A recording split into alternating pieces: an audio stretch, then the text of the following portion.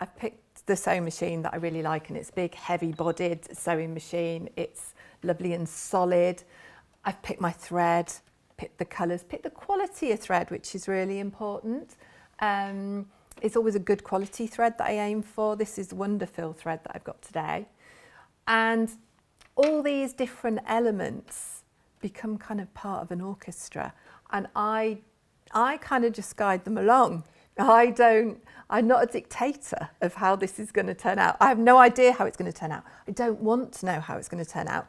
Otherwise it becomes really boring. I'd feel like I was painting by numbers, and I'm not. I'm on a, oh, it sounds a bit corny, I'm on a voyage of discovery, but I want to learn all the time. So now I will learn how this works, how these different elements that I've put together in my orchestra, how they kind of combine and how I can best get the best sound out of them.